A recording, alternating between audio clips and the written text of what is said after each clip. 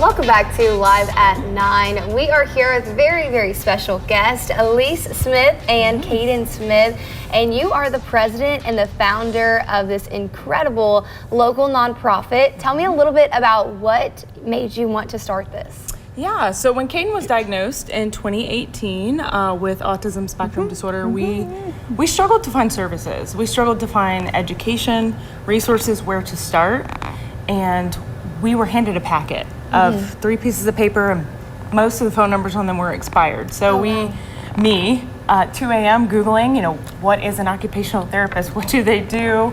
And just really struggled to find that. So it's gotten better since 2018, it really has, but we know that children here in Mississippi are being diagnosed earlier and earlier, and so it's going to take more providers, it's going to take more resources, and so we want to be a centralized hub where if there's a mother or a father who needs assistance, they can come to us and find out everything they need to get started.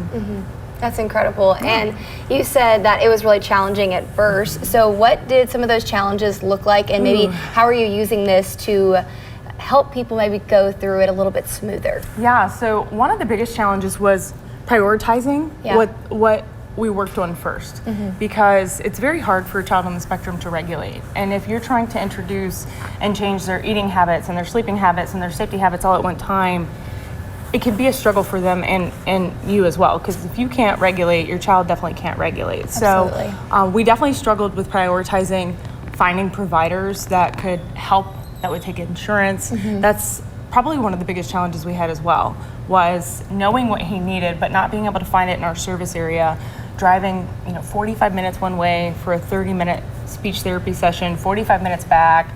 There's no way I could hold a job doing that, plus the cost. So just knowing what is available so that you can make a plan and get your child as many services as possible. That's really, really incredible that you had this mission in mind, really, and just kind of got going. And this is really new, right? You told me about last week was y'all's launch week. How did that go, and what did that look like? Yeah, so we did a campaign last week for our official launch week, and we went some awareness events, fundraising events, so on and so forth. We did Color the Coast, which was a sidewalk chalk campaign. We invited people to of course, write inclusive messages and tag us just to get the word out that we're here. We delivered sensory kits, we call them kindness kits, to CASA of South Mississippi, so that children that are in foster care can also have access to those tools, because we know that the foster parent may not always know or have experience with a child with autism, and we're providing some educational resources for them. We did a really big silent auction online, and then we ended the week with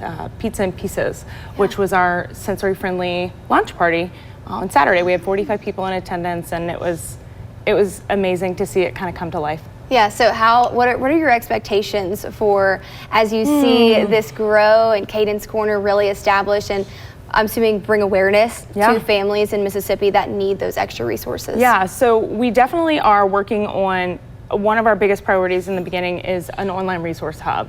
Because I know that it's not always easy, especially when a child's not regulated, to be able to pack up and go somewhere physically. So virtual options are a huge benefit for children that might not be, might not want to go sit in a doctor's office and wait, or might not want to go sit at a resource center and wait for an hour for their parent to speak to someone.